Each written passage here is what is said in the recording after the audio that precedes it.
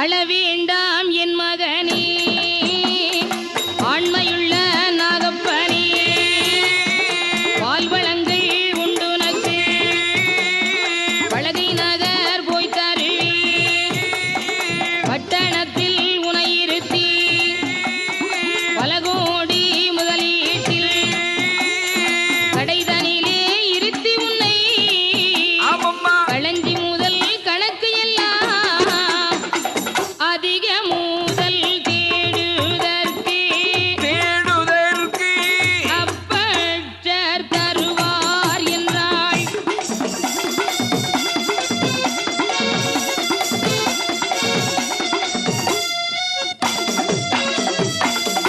நான் பெற்ற செல்வமே நாகப்பா, உன் தந்தை நினைத்து ஏன் அழுகிறார்? உன்னை பட்டணத்திலே இருத்தி பல கோடி முதலீட்டில் உன்னை தலை சிறந்த வியாபாரியாக ஆக்கி வைப்பார் உன் தந்தை.